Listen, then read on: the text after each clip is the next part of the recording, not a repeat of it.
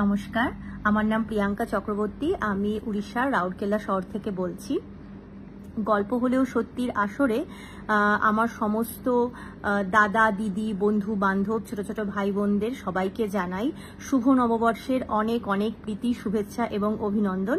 প্রথমেই সোমশুভ্র দা এবং চৈতালি দিকে অনেক অনেক ধন্যবাদ এত সুন্দর একটা প্ল্যাটফর্ম দেওয়ার জন্য, যেখানে বিভিন্ন ধরনের অলৌকিক গল্প, বিভিন্ন ধরনের ভৌতিক গল্প এবং যেগুলো আসলে গল্প নয়, যেগুলো সত্যি ঘটনা, সেগুলোকে নিয়ে আমরা অনেক সুন্দর সুন্দর মানুষের জীবনের অভিজ্ঞতা জানতে পারি এবং সেগুলোকে নিয়ে বিভিন্ন ধরনের এক্সপ্লানেশন, তার থেকে আমরা অনেক কিছু শিখতেও পারি, জানতেও পারি এবং সত্যি অনবদ্য যে আমার মনে হলো যে আমি আসি এবং আমার জীবনের একটা এরকম গল্প তোমাদের সকলের সাথে শেয়ার করি। হয়েছে যে খুব জাস্ট 1-2 মাস আগে আমি পড়াশোনা সংক্রান্তই একটি বিষয়ে, আমি যে ইউনিভার্সিটিতে পড়াশোনা করি, আমি ইউনিভার্সিটির নাম নিচ্ছি না, একটি রাজ্যের একটি ইউনিভার্সিটিতে আমি পড়াশোনার জন্য সেখানে গেছি এবং সেখানে বেশ কিছু আমাকে ডকুমেন্ট নিয়ে ইউনিভার্সিটির এক ক্যাম্পাস থেকে আমাকে অন্য ক্যাম্পাসে যেতে হবে আমার নিজস্ব একটি ডিগ্রির প্রয়োজনে। তো ছোট থেকেই আমি ভীষণভাবে আমার বাড়িতে পুজো অর্চনা এবং ভগবানের প্রতি বিশ্বাস, এরকম একটি পরিবেশে আমি বড় হয়েছি এবং আমাকেও সেটি শেখানো হয়েছে। এর আগের একটি ভিডিওতে আমি সেটা নিয়ে অনেক কিছু বলেছিলাম, তো যারা ওই ভিডিওটি দেখেছেন তারা সেই বিষয়ে জানবেন।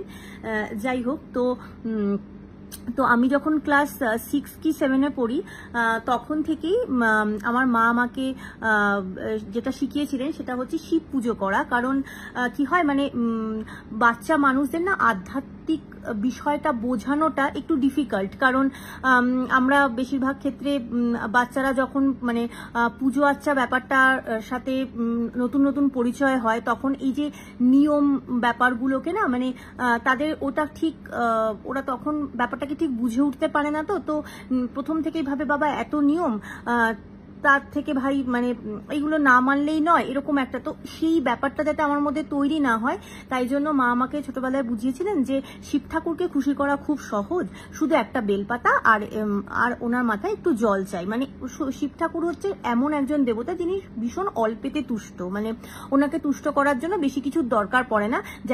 সেই জন্য যাতে আমার কাছে পুজো ব্যাপারটা বোরিং না মনে হয় বা এটা খুব আয়োজন সাপেক্ষ এটা যেন না মনে হয়, সেই জন্য উনি আমাকে বলছিলেন যে আর কিছু না পারো অন্তত শিবলিঙ্গের মাথায় একটা বেলপাতা চড়াবে, একটু শিবের মাথায় জল দেবে, এটা তুমি করবে। এবং ক্লাস 6-7 থেকে মা এটা আমাকে প্রতিদিন প্র্যাকটিস করাতো যে প্রতিদিন তুমি স্কুলে যাওয়ার আগে শিব ঠাকুরের মাথায় জল দিয়ে একটি বেলপাতা দিয়ে তোমাকে যেতে হবে এবং নমস্কার করে যেতে হবে। অন্যান্য তুমি নিয়ম কানুন যা কিছু আচার বিচার সেগুলো তুমি না মানো বা করতে না পারো, সময় না পাও, সেটা সব ঠিক আছে, কিন্তু এইটা তোমাকে করতেই হবে।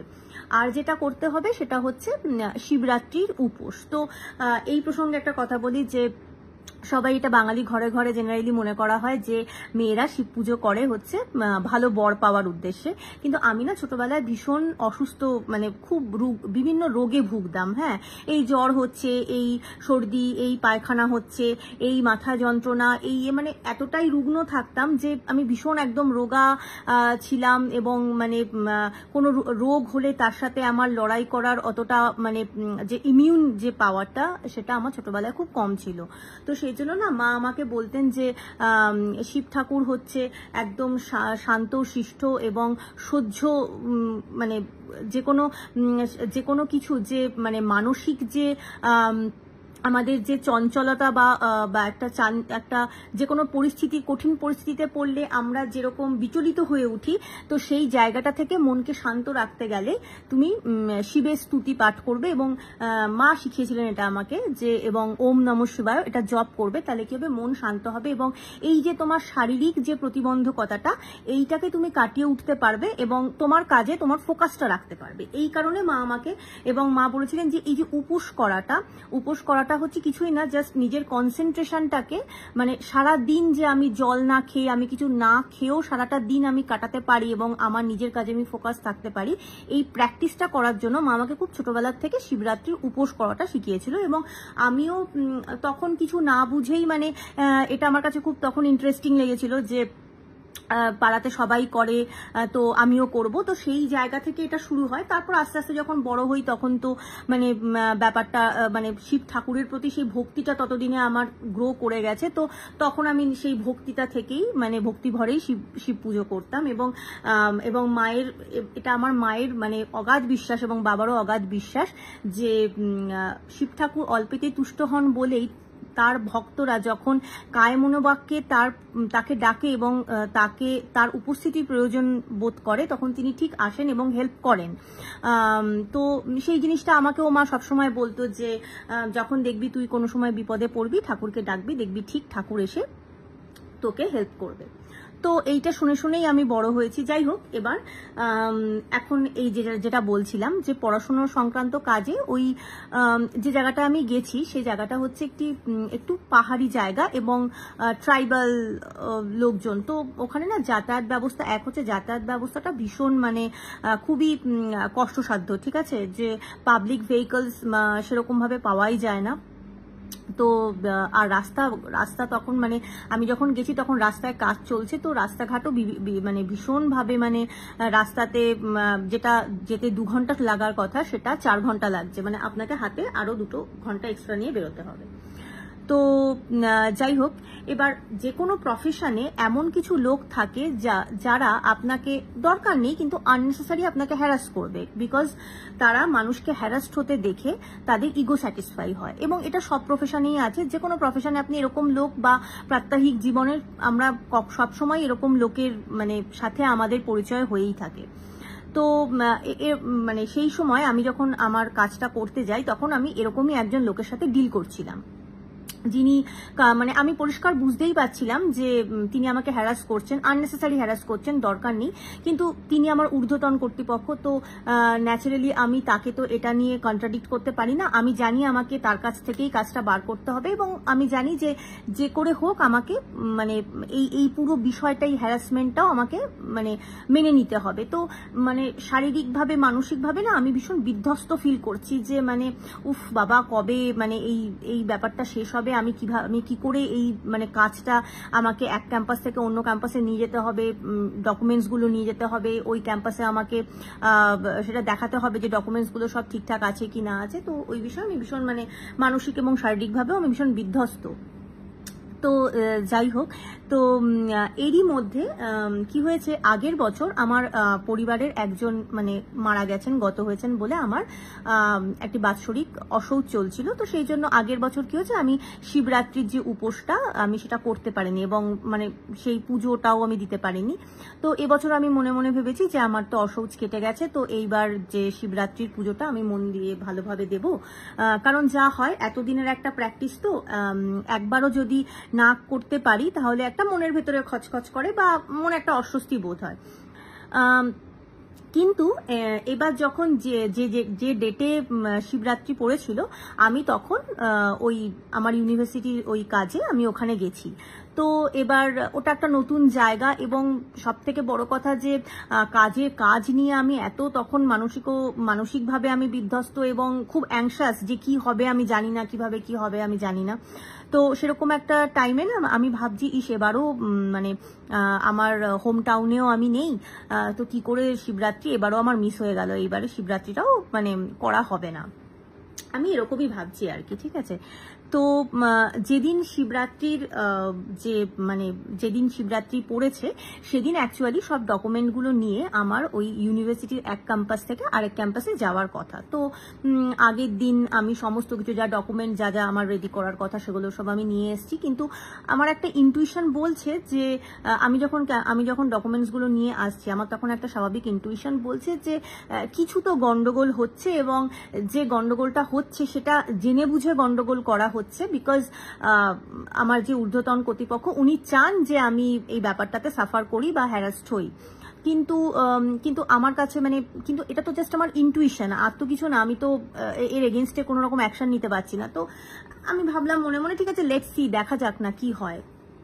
তো আমি এরকম মনে মনে ভাবছি এবং সেদিন সন্ধ্যাবেলায় আমি হোটেলের রুমে আমি ভীষণ খুব অ্যাংশাস ফিল করছি যে কি হবে টেনশন করছি ভীষণ।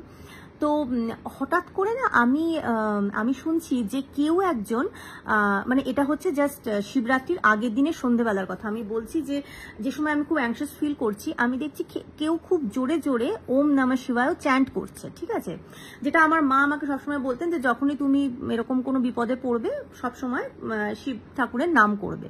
তো হয় না অনেক সময় যে আমরা কিংকর্তব্য বিমূঢ় হয়ে যাই এবং আমাদের মনে পড়ে না যে ঠিক এই সময় আমার কি করা উচিত বা কিছু। তো আমার অবস্থাটা ঠিক সেই সময় সেই দিন তাই ছিল। সেই সন্ধ্যাবেলা আমি এত অ্যাংশাস ফিল করছি, কিন্তু আমি মনে মনে ওম নমঃ শিবায় জপ করা আমি ভুলে গেছি, মানে আমার খালি টেনশনে আমার মনে হচ্ছে কি হবে। ঠিক সেই সময় আমি শুনতে পাচ্ছি যে কেউ খুব জোরে জোরে ওম নমঃ শিবায় চ্যান্ট করছে এবং আশেপাশে, এবার আমি ভাবছি যে এটা একটা হোটেলের ভেতরে কে ওম নমঃ শিবায় চ্যান্ট করবে। তো আমি না দরজা খুলে বাইরে বেরিয়ে আশপাশটা দেখলাম যে কেউ মানে কেউ কারো ঘর থেকে আওয়াজ আসছে বা কিছু, মানে কিছুই বুঝতে পারলাম না হোটেলে। যাই হোক, কিন্তু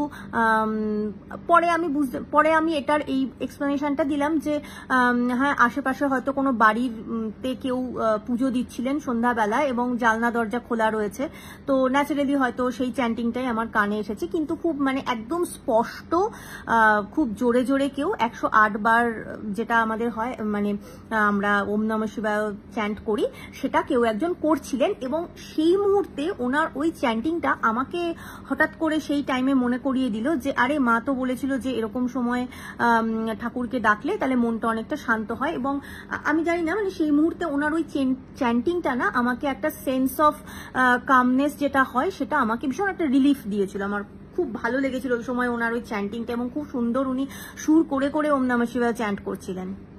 তো যাই হোক না, আমার আরেকবার এই জিনিসটা মনে হলো, কালকে শিবরাত্রি, আমি এবারও আমি শিবরাত্রিটা ভালোভাবে করতে পারলাম না। তো যাই হোক, এবার পরের দিন যথারীতি সকালবেলা উঠে স্নান টান সেরে একদম যাওয়ার জন্য রেডি।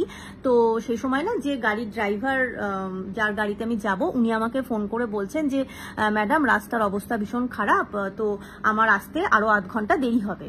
তো তখন আমি ভাবছি যে আচ্ছা 8 ঘন্টা দেরি হবে, তো আমার স্নান টান সারা পরিষ্কার জামা কাপড় পরা, তখন আমি ভাবছি ঠিক আছে তাহলে হোটেলের বাইরে একটু গিয়ে হাঁটাচলা করি। তো এবার কি হয়েছে, ওই যে ওই জায়গাটায় বহুবার যেতে যেতে মোটামুটি একটা ধারণা হয়ে গেছে যে আচ্ছা এই হোটেলটা, এখানে এই হোটেলের এই পাশে গেলে বাজারের ওই পাশে গেলে একটা মন্দির পাবো।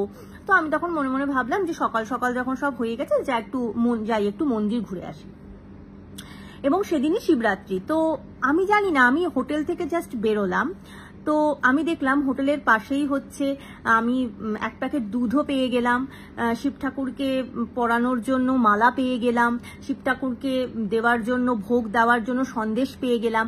মানে আমি ঘরে থাকলে যে জিনিসগুলো খুব সামান্য, যেগুলো হাতের কাছে আমরা মানে মোটামুটি মানে একটা পুজো দেওয়ার জন্য যতটুকু না হলে নয়, যে আইটেমগুলো, আমি জানি না, আমার মনে হলো আমার হোটেলের আশেপাশে কেউ একটা সাজিয়ে রেখে দিয়েছে। এবং মানে 5 থেকে 7 মিনিটের মধ্যে প্রত্যেকটা জিনিস আমি মানে আমার হাতের মধ্যে, ঠিক আছে। তা আমি তখন ভাবলাম ঠিক আছে এগুলো নিয়ে তাহলে একবার মন্দিরে যাই। এবং আমি মন্দিরে গেলাম, মন্দিরে গিয়ে দেখছি যে ওখানে মানে ততক্ষণে শিবরাত্রির পুজো শুরু হয়ে গেছে এবং সবাই আসছে, এবং সেটা আলাদাই একটা পরিবেশ। হ্যাঁ, ওখানে গিয়ে আমি শিবের মাথায় যেরকম আমি প্রত্যেকবার করি, দুধ ঢালি, শিব ঠাকুরকে ফুল মালা অর্পণ করি, বেলপাতা অর্পণ করি, তারপরে হচ্ছে মিষ্টি ভোগ দিই, যেগুলো মানে খুব সুন্দর, মানে আমার ওখানে গিয়ে না মনটাই পুরো একদম মানে শান্ত হয়ে গেল। এবং একটা বেশ একটা ভেতরে ভেতরে একটা শান্তি অনুভব করলাম, যে সেটা হয়তো শব্দে বোঝানো সম্ভব নয়। তো সমস্ত কিছু পূজা আমার কমপ্লিট হয়ে গেল, আমি হোটেলে অটোয় করে ফিরে আসলাম। এবং তখন এসে দেখি, হোটেলে পৌঁছে দেখি যে ড্রাইভার গাড়ি নিয়ে পৌঁছে গেছেন এবং বলছে যে হ্যাঁ ম্যাডাম, আপনি লাগেজ নিয়ে নেমে আসুন, এবার আমরা যেতে পারি। তো আমি যেখান থেকে আমার যে গন্তব্যস্থান, আমি এখন যেখানে আছি সেখান থেকে আমি যেখানে যাব সেখানে যেতে আমার সেদিন 8 ঘন্টা সময় লাগবে। এবং রাস্তা এত খারাপ যে ড্রাইভার বলছেন যে 8 ঘন্টা তো এমনিই লাগে, আপনি আরো মানে 1 ঘন্টা অ্যাড করে চলুন, যে কারণ আমি রাস্তা এত খারাপ যে আমি গাড়ির স্পিড তুলতে পারবো না, কাজেই আরো 1 ঘন্টা বেশিও লাগতে পারে। তো ঠিক আছে, মানে আমি তখন মানসিকভাবে এত টেনশনে আছি যে আমি ভাবছি যা হোক ভাই, তুই আমাকে মানে পৌঁছে দে, এই আর কি। তো গাড়িতে উঠেছি এবং গাড়িতে উঠে মানে আমি জানি না, আমি আমার মোবাইলে সবসময় শিব যে স্তুতি যেটা আমি পাঠ করি সেটার একটা PDF আমার সবসময় ফোনে থাকে। তো আমি সারাটা রাস্তা না যে মানে আনকনসিয়াসলি মানে খুব যে আচ্ছা এটা করলে ওটা হবে এত কিছু ভেবে ম্যানিপুলেট করে যে করেছি তা নয়, কিন্তু সেদিন হয়তো অ্যাম্বিয়েন্সটাই এমন ছিল, কারণ আমি রাস্তায় যেতে যেতে প্রচুর মন্দির পড়ছে, সব মন্দিরে সবাই শিব পুজো করতে আসছে, সকালবেলা মাইকে শিব ঠাকুরের গান বাজছে, হয়তো অ্যাম্বিয়েন্সটাই এইরকম হয়ে গেছে যে আমি সারাটা রাস্তা না ওই শিব স্তুতিটাই বেশ কয়েকবার মানে রিপিটেডলি পাঠ করতে করতে গেছি। এবং সত্যি কথা বলতে আমার ওই মানে কোথা থেকে যে টাইম পার হয়ে গেছে মানে আমি বুঝতেই পারিনি। মানে আমি চোখ খুলেছি, মানে হয়তো ঘুমিয়েও পড়েছিলাম। তো আমাকে যখন বললো যে ম্যাডাম এসে গেছে, আমি তখন দেখছি যে আমি যেখানে আমার পৌঁছানোর কথা আমি পৌঁছে গেছি। তো এবং মানে সুস্থ শরীরে আর কি, মানে আমার এটা একটা টেনশন ছিল যে এতটা জার্নি করব, তারপরের দিন আমার একটা ইম্পর্টেন্ট কাজ রয়েছে, তো আমি অসুস্থ না হয়ে পড়ি। কিন্তু দেখলাম যে না, আমি ঠিকঠাক আমাকে পৌঁছে দিয়েছে। তো সেই দিনটা ঠিকঠাক কাটলো। তো আমিও মনে মনে ভাবলাম যে যাক, শিবের মাথায় অ্যাটলিস্ট জল ঢালতে পেরেছি, শিব স্তুতি পড়তে পেরেছি। মানে আমি মনে মনে বলছি যে শিব ঠাকুর, তুমি আমার পুজোটা যেভাবে মানে আজকে যেভাবে দিলাম, তুমি এই পুজোটা আমার গ্রহণ করো। আমি হয়তো খুব নিয়ম মেনে আচার বিচার করে আমি করতে পারলাম না, কিন্তু তুমি তো অল্পতেই তুষ্ট, তো আশা করি তুমি এতেই খুশি হবে। তো আমি মনে মনে শিব ঠাকুরকে এটা বলছি। তো যাই হোক, এবার পরের দিন আমি আমার যে ডকুমেন্ট নিয়ে সেই ক্যাম্পাসের ইউনিভার্সিটিতে যেখানে যাওয়ার কথা সেখানে আমি গেছি। এবং আমি যখন ডকুমেন্ট জমা দিতে গেছি তখন যথারীতি আমার ইনটুইশন যেটা বলেছিল সেটাই, উনি আমাকে দেখে বললেন যে না, তোমার ডকুমেন্ট এখন জমা নেওয়া যাবে না, কারণ তোমার এই জিনিসগুলো ল্যাকিং আছে। এবং তুমি জানো না যে তোমাকে কেউ এটা কমিউনিকেট করেনি যে এই জিনিসগুলো তোমার চাই। তো তখন আমি আগেই বলেছি যে আমি সেই জিনিসটা একটু সন্দেহই করছিলাম, বাট আমি তখন বুঝেছি যে আমি এখন যে ফাপড়ে পড়েছি সেখান থেকে আমাকে যে করে হোক বেরোতে হবে। এখন কে বলেছে, কি বলেছে, কিভাবে বলেছে, ওই বিষয়গুলো নিয়ে আলোচনা করার মতন সময় আমার তখন নেই। তো তখন আমি স্যারকে আমি ওই জন্য বারবার বলছি যে স্যার আপনি প্লিজ এটা একটু আরেকবার গো থ্রু করুন এবং কি ডকুমেন্ট নেই এবং সেটা যদি আপনি আমাকে একটু বলেন, আমি চেষ্টা করব যে সেটাকে ঠিক করে আনার। তো উনি আমাকে তখন পুরো জিনিসটা দেখে বললেন যে দেখো, এই জিনিসগুলোতে তোমার এই ডকুমেন্টগুলোর জায়গায় তোমার ল্যাকিং আছে, নেই, এবং ডকুমেন্টের যে অ্যারেঞ্জমেন্টটা সেটাও তোমার ঠিক নেই। এটাকে আগে ওই ডকুমেন্টগুলো জোগাড় করো, সেগুলো ঠিকঠাকভাবে রিঅ্যারেঞ্জ করো, করে এনে আজকে তো তোমার জিনিসটা জমা হবে না, তুমি কালকে এসে আমাকে জমা দাও। এখন বিষয়টা হচ্ছে যে দেখবেন, আমরা যখন অন্য কোনো জায়গায় একটা কাজের জন্য যাই তখন আমরা তো আমাদের হাতে তো একটা সীমিত সময় সীমা নিয়ে আমরা যাই। তো অনন্তকালের জন্য তো আমরা আমাদের পক্ষে অন্য একটা রাজ্যে অন্য একটা জায়গায় গিয়ে দিনের পর দিন তখন ওখানে থাকা সম্ভব না। আমরা হাতে আমি একটা কাজ নিয়ে গেছি, তো ন্যাচারালি আমি একটা স্টিপুলেটেড অ্যামাউন্ট অফ টাইমের জন্য গেছি। তো আমার ফেরার টিকিট কাটা রয়েছে এবং আমি চাইছি যে সেদিন কাজটা কমপ্লিট করে তারপরে আর একটা এক্সট্রা দিন রয়েছে, যদি সেদিন কোনো রকম সেই একটা এক্সট্রা দিন আমি রেখেছি হাতে, কারণ যদি কোনো রকম চেঞ্জ বা কিছু করতে হয় এবং তারপরের দিনে আমাদের ফেরার ফ্লাইট। তো এর মধ্যে যেদিন আমি গিয়েছি সেদিন জমা দিয়েছি, উনি বলেছেন না আজকে তোমার ডকুমেন্ট জমা পড়বে না। তো হাতে আমার মাত্র একটা দিন টাইম, তারপরের দিন আমাকে ফিরতে হবে। তো আমি তখন ভাবছি আমি তো এটাই ভাবছিলাম যে এখন উনি আমাকে যে অ্যামাউন্ট অফ কাজটা করতে দিয়েছেন সেটা যদি আজকে আমাকে কলকাতায় বসে কেউ করতে দেয় তাহলে আমার 10 মিনিট লাগবে ওই কাজটা কমপ্লিট করতে। কিন্তু আমি যে জায়গার কথা বলছি সেই জায়গাটা প্রথমত বিশাল বড় ক্যাম্পাস, যেখানে এক জায়গা থেকে আরেক জায়গাতে আপনার পক্ষে হেঁটে যাওয়া মানে একটা সাংঘাতিক বিশাল বড় টাস্ক। এবং সব থেকে বড় কথা যে ওখানে কোথায় কোন দোকান, কোথায় জেরক্সের দোকান, কোথায় প্রিন্ট আউটের দোকান, কোথায় বাইন্ডিং এর দোকান, কোথায় কি আমি কিছু জানি না, আমি জাস্ট কিচ্ছু জানি না, ঠিক আছে। এবং আমি ওখানে গেছি, আমি কাউকে চিনিও না, আমি গেছি যে আমি ওটা জমা দেবো, আমি চলে আসবো। কিন্তু ওখানে যাওয়ার পরে আমি জানতে পারছি যে আমি ডকুমেন্টটা জমা দিতে পারবো না, কারণ এই জিনিস প্রবলেম রয়েছে। এবং আমার কাছে যে ডকুমেন্টের ব্যাগটা রয়েছে সেটা এত হেভি যে আমি আমার পক্ষে ওটাকে ক্যারি করে এক জায়গা থেকে আরেকটা জায়গায় যাওয়া নেক্সট টু ইম্পসিবল। এবং ওটা পাহাড়ি জায়গা, ঠিক আছে, এটা প্লেন ল্যান্ডও নয়, যে প্লেন ল্যান্ড হলে অনেক সময় হেঁটে হেঁটে অনেকটা রাস্তা হাঁটতে হলেও সেটা ঠিক আছে, হাঁটা যায়। কিন্তু আমরা যারা প্লেন ল্যান্ডের লোক তারা যখন একটু পাহাড়ি জায়গায় যাই তখন কিন্তু আমাদের একটু হাঁটতে যথেষ্টই কষ্ট হয়, বিশেষ করে যেখানে উঁচু নিচু ব্যাপারটা খুব বেশি সেসব জায়গায় ছোট ডিস্টেন্সও কভার করতে আমাদের বেশ কষ্ট হয়। তো আমি তখন মনে মনে ভাবছি যে আজকের দিনটা তো গেল, আজকের দিন তো কিছুই হবে না, কালকের দিনে যদি আমি সবকিছু করে উঠতে পারি তবেই ডকুমেন্ট জমা দেবে। তো আমি তখন মনে মনে জাস্ট ওয়ার্স্ট সিনারিওটা ভেবে নিলাম যে না, এবার হবে না, আমি এবার ফিরে যাই, পরে আবার এসে আরেকবার আমাকে চান্স নিতে হবে কাজটা কমপ্লিট করার জন্য। তো ওখান থেকে আমি জাস্ট বেরিয়েছি। তো বেরিয়ে আমি ওখানে মনটা আমার খারাপ, আমি জাস্ট ডকুমেন্টের ব্যাগটা নিয়ে আমি হাঁটতে হাঁটতে আসছি। তো ওখানে একটা পোস্ট অফিস পড়ে। তো ওই পোস্ট অফিসটা হচ্ছে ওই ইউনিভার্সিটির ভেতরে যে অনেক সময় ইউনিভার্সিটির নিজস্ব যে পোস্ট অফিসগুলো থাকে সেখানটায়। তো পোস্ট অফিসের সামনে একটা এরকম বসার জায়গা মতন আছে, আমি ওখানে ব্যাগটা রেখে আমি জাস্ট বসে আছি আর মনে মনে ভাবছি যে আমি কিভাবে প্রবলেমটা সলভ করব, যে আমি তো এখানে কোথাও কিছু চিনিও না, জানিও না কিভাবে যে কি হবে।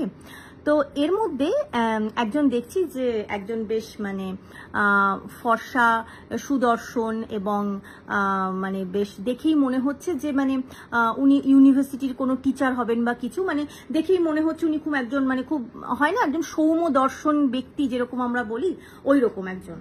তো এসে উনি আমাকে বলছেন যে মানে একদম আউট অফ নো হোয়ার, হ্যাঁ মানে উনি এসে আমাকে বলছেন যে তোমার কোনো সমস্যা? তো আমি তখন ভেবেছি উনি ভাবছেন যে আমি বোধহয় এই ক্যাম্পাসেরই স্টুডেন্ট। তখন আমি বললাম যে হ্যাঁ স্যার, মানে কিন্তু আমি এই ক্যাম্পাসের স্টুডেন্ট নই। তখন বলছে না না ঠিক আছে,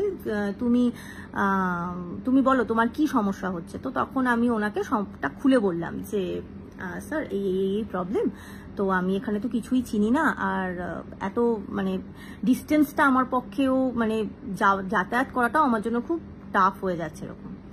আমি জানি না উনি হঠাৎ করে বললেন আরে এটা তো কোনো সমস্যাই নয়, আমি তোমাকে হেল্প করে দিচ্ছি, কোনো প্রবলেমই নেই, তুমি চলো আমার সাথে।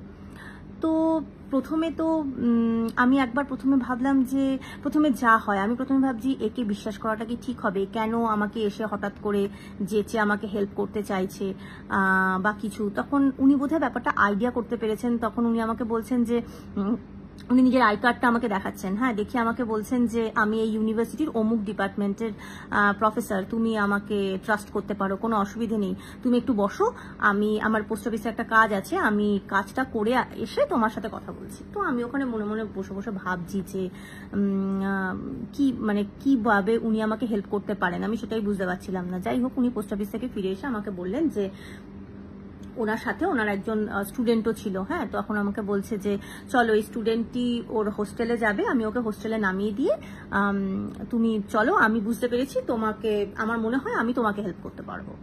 তো উনি যাওয়ার পথে স্টুডেন্টকে হোস্টেলে নামিয়ে দিলেন এবং আমাকে উনি যে ডিপার্টমেন্টের প্রফেসর সেই ডিপার্টমেন্টে নিয়ে গেলেন এবং সেই ডিপার্টমেন্টে নিয়ে যাওয়ার পর ওই ডিপার্টমেন্টের ভেতরে ওদের নিজস্ব জেরক্সের দোকান, প্রিন্ট আউটের দোকান, বিভিন্ন ইউনিভার্সিটির ভেতরে যে সমস্ত দোকান, মানে অনেক সময় বেশিরভাগ ইউনিভার্সিটির ভেতরে এই ধরনের দোকান থাকে। তো উনি আমাকে ওখানে নিয়ে গেলেন এবং ওই যে মানে দোকানের যে যিনি ওনার তার সাথে উনি পরিচয় করে দিলেন যে ইনি হচ্ছে আমার ক্যান্ডিডেট, এই সমস্যায় উনি পড়েছেন, তুমি যেভাবে পারো ওকে আজকে হেল্প করে এমনভাবে ওকে সমস্ত বিষয় মানে সব ডকুমেন্টগুলো এমনভাবে ওকে জোগাড় করে দাও যাতে আজকেই ও যেন এই ডকুমেন্টগুলো সাবমিট করতে পারে, না তাহলে কালকের দিনটা ওর হাতে থাকবে, যদি কোনো রকম কোনো কারেকশন আসে তাহলে যেন ওর কাজ মানে কালকের দিনটাও নষ্ট না হয়। তো আমি জাস্ট পুরো অবাক এবং মানে আমার অত ভারী ডকুমেন্টের ব্যাগ, উনি ওনার স্টুডেন্টদেরকে বলছেন যে ইনি আমার ইউনিভার্সিটির গেস্ট, দেখো ও কেন এত কষ্ট করে ওই ডকুমেন্টের ভারী ব্যাগটা বহন করছে, তোমরা ছেলেরা ওকে হেল্প করো। তো উনি ওনার স্টুডেন্টদেরকে পাঠাচ্ছেন এবং আমার এত লজ্জিত বোধ হচ্ছে, আমি বারবার বলছি না না স্যার ঠিক আছে, আমি আমার ডকুমেন্ট আমি ক্যারি করতে পারবো, ওরা কেন বলছে না না তুমি দাঁড়াও, তুমি টেনশন করো, মানে উনি বুঝতে পেরেছেন যে আমি খুব টেনসড, তুমি দাঁড়াও, তুমি টেনশন করো না, সব হয়ে যাবে। উনি দাঁড়িয়ে থেকে যা যা ডকুমেন্ট আমার ওখানে ল্যাকিং ছিল প্রত্যেকটা ডকুমেন্ট উনি দাঁড়িয়ে থেকে দেখলেন এবং সেগুলোকে রিঅ্যারেঞ্জ করতে আমাকে হেল্প করলেন। ওনার স্টুডেন্টদেরকে দিয়ে আমার ওই ভারী ব্যাগটাকে মানে ক্যারি করার উনি পুরো মানে দায়িত্ব নিলেন এবং সমস্ত বিষয়টা উনি কমপ্লিট করে যখন উনি দেখলেন যে হ্যাঁ আমার পুরো জিনিসটা কমপ্লিট হয়েছে, তখন উনি আমাকে বললেন যে অল দ্য বেস্ট, আমার মনে হয় যে এবার আর তোমার কোনো অসুবিধা হবে না, তুমি আরেকবার যাও এবং এই ডকুমেন্ট ডকুমেন্টগুলো জমা দেওয়ার জন্য ট্রাই করো, আমার মনে হয় তোমার কোনো অসুবিধে হবে না। তো আমি ভাবছি যে এরকম মানুষও হয়, মানে উনি নিজের গাড়িতে আমাকে নিজে লিফট দিয়ে ওই মানে যেই জায়গাটায় প্রিন্ট আউট হয় সেই দোকানে উনি নিয়ে গেলেন এবং দোকানের ওনারের সাথে কথা বলে মানে 1 ঘন্টার মধ্যে যে কাজটা পুরো সারা দিনে আমার হবে না বলে ভাবছিলাম, সেই সমস্ত গোটা অ্যামাউন্ট অফ কাজ সেটা আমাকে 1 ঘন্টার মধ্যে উনি কমপ্লিট করে দিলেন। মানে উনি আমার কাছে জাস্ট ভগবান ছিলেন, ঠিক আছে। এবং পুরো কাজটা হয়ে যাওয়ার পর যখন উনি আমাকে, আমি না তখন ওনার পায়ে হাত দিয়ে ওনাকে নমস্কার করছি এবং আমি ওনাকে বলছি যে স্যার, মানে আমি ওনার দিকে তাকিয়ে না আমার চোখে পুরো জল এসে গেছে। তো উনি বুঝতে পেরেছেন, তখন বলছে আরে ভয় পেও না, সব হয়ে যাবে, ঠিকঠাক হয়ে যাবে, তুমি কোনো চিন্তা করো না। হ্যাঁ, তখন আমি বলছি স্যার আপনি আমাকে এত হেল্প করলেন, আমি আপনার নামটা জানতে পারি? তো তখন উনি আমাকে বললেন যে হ্যাঁ, আমার নাম প্রফেসর উমা শঙ্কর। হ্যাঁ, তো আমি যখন তখন তো তখন তো আমি ঘোরের মধ্যে রয়েছি। হ্যাঁ, আমি সমস্ত কিছু নিয়ে তাড়াতাড়ি করে দৌড়ে অফিসে গেছি। অফিসে গিয়ে সব ডকুমেন্ট সেট করতে বললাম, যে স্যারের কাছে আমার জমা দেওয়ার কথা, সে স্যারের কাছে গেলাম এবং ডকুমেন্টগুলো দেখতে বললাম। তো স্যার সব ডকুমেন্টগুলো দেখে বললেন যে হ্যাঁ, আমার তো দেখে মনেই হচ্ছে এবার তো সব ঠিকই আছে। কিন্তু উনিও না পুরো অবাক হয়ে গেছেন যে তোমাকে এইমাত্র পাঠালাম, তোমার 1 ঘন্টার মধ্যে এগুলো সব হয়ে গেল। তো আমাকে উনি জিজ্ঞেস করলেন কোথা থেকে করেছো। তখন আমি বললাম যে এই তো অমুক ডিপার্টমেন্টের অমুক দোকান থেকে। তখন উনিও না অবাক হয়ে গেছেন শুনে। তো বলছে যে তুমি তো এই ক্যাম্পাসের নও, তুমি চেনো? তখন আমি বললাম না স্যার, কেউ আমাকে একজন হেল্প করে দিয়েছেন। তখন বলছে ওকে ওকে, গুড গুড, ঠিক আছে ঠিক আছে। কিন্তু আমি না মানে আমার বারবার মনে হচ্ছে কি কিছু মানে ভুল করলাম না তো, আর কিছু বাকি থেকে। আমি বারবার স্যারকে শুধু বলছি স্যার আপনি আরেকবার চেক করুন, কোনো ডকুমেন্ট বাকি থেকে গেল না তো, কিছু মানে কম পড়বে না তো? কারণ কালকে একটা দিন আমার হাতে রয়েছে, পরশু দিন আমি ফিরে যাচ্ছি। তো স্যার বললেন ঠিক আছে, আমি দেখে নিচ্ছি, যদি তাও কিছু হয় কালকের দিনটা তো তুমি আছো, আমি তোমাকে ফোন করব। তো এইভাবে ওই দিনটা তো ওইভাবে হয়ে গেল, আমার ডকুমেন্ট সব জমা পড়ে গেল এবং পরের দিনও আমরা ওখানে ছিলাম, কিন্তু ঠাকুরের কৃপায় কোনো রকম কোনো ফোনও আসেনি, সমস্ত কিছু ঠিকঠাক হয়ে গেল। যেদিন আমাদের টিকিট ছিল ফেরার, আমি ফিরে আসলাম। যখন আমি ফিরছি প্লেনে, তখন আমার মনে পড়লো যে আচ্ছা ওই প্রফেসর ওনার নাম কি বলেছিলেন। তখন আমার মনে পড়লো যে উনি নাম বলেছিলেন প্রফেসর উমা শঙ্কর। উমা শঙ্কর মানে ওনার নামের ভেতরে মহাদেব এবং মহাদেব পত্নী দুজনেই উপস্থিত ছিলেন। আমি জানি না, যারা খুব লজিক্যাল তারা বলবে যে এটাকে এত কি বলবো, স্পিরিচুয়ালিস্টিক ওয়েতে দেখার কি আছে, এটা একটা নর্মাল ব্যাপার। কিন্তু আমার মতন যারা হয়তো একটু অন্যরকম ভাবে ভাবতে ভালোবাসে, সব সাধারণ বিষয়গুলোকে একটু অসাধারণ দৃষ্টিভঙ্গি দিয়ে এক্সপ্লেন করতে ভালোবাসে, তাদের কাছে এটা সত্যি অসাধারণ। কারণ আমি পরে যখন ভেবেছিলাম যে আমি সেদিন সারা রাস্তা শিব ঠাকুরের নাম স্মরণ করতে করতে এসেছি এবং পরের দিন অদ্ভুতভাবে আমার সামনে একজন সম্পূর্ণ অপরিচিত একজন ব্যক্তি হঠাৎ করে উপস্থিত হয়ে পুরো বিষয়টা, পুরো চিত্রটাই পাল্টে দিল এবং তার নাম ছিল উমা শঙ্কর, যার মধ্যে স্বয়ং মহাদেব এবং ওনার পত্নী দুজনেই তার নামের মধ্যে উপস্থিত। তো সুতরাং আমার এটা মনের বিশ্বাস, সেই দিন ওনার রূপে স্বয়ং মহাদেবী এসেছিলেন আমাকে হেল্প করতে। উনি সেদিন না আসলে আমার ওই ডকুমেন্টগুলো সেদিন হারগিজ জমা পড়তো না এবং আমার যে হ্যারাসমেন্টটা সেটা হয়তো আরো খানিকটা দীর্ঘায়িত হতো, আমি আরো খানিকটা অ্যাংশাস থাকতাম, আমি আরো খানিকটা অ্যাংজাইটিতে ভুগতাম, প্রবলেম ফেস করতাম। কিন্তু সেই সময়, সেই দিনের মতন, সেই সময়টুকুনির মতন সেই জায়গা থেকে আমাকে রক্ষা করতে স্বয়ং মহাদেব ওনার রূপে, প্রফেসর উমা শঙ্করের রূপে আমার সামনে সেদিন এসে আমাকে ওই বিপদের হাত থেকে রক্ষা করেছিলেন। এটা একটা খুব সামান্য ছোট্ট একটা গল্প, যে গল্পটা শুনলে অনেকেরই মনে হবে এটার মধ্যে হয়তো সেরকম স্পিরিচুয়াল স্পার্ক নেই, কিন্তু আসলে ভগবান যদি সত্যি তার স্বরূপে আমার সামনে অন্তত প্রকট হন। আমি লাইফে এত পাপ করেছি যে তার সেই দ্যুতি, তার সেই পজিটিভ এনার্জিটা হয়তো নেওয়ার মতো শক্তি আমার নেই। তাই আমার মতন পাপি লোকেদের জন্য, আমাদেরকে হেল্প করার জন্য ওনাকে সাধারণ মানুষের বেশেই আসতে হয় এবং সেদিন উনি প্রফেসর উমা শঙ্করের রূপেই আমার সামনে এসেছিলেন। এবং এইভাবে আমাকে সেদিন মানে আমার সমস্যার তরি উনি পার লাগিয়েছিলেন, এটাই আমার মনের বিশ্বাস। তো এটাই আমার গল্প ছিল। আমার মনে হলো যে এই সবে নীল পুজো গেল, তো আমার মনে হলো এই সময় এই গল্পটা আমি তোমাদের, এই গল্প হলেও সত্যি, পরিবারের সব সদস্যা এবং সদস্যদের সাথে আমি এটা শেয়ার করি। আশা করি তোমাদের সবার এই গল্পটা খুব ভালো লেগেছে। কমেন্টের মাধ্যমে আমাকে জানিও। Thank you.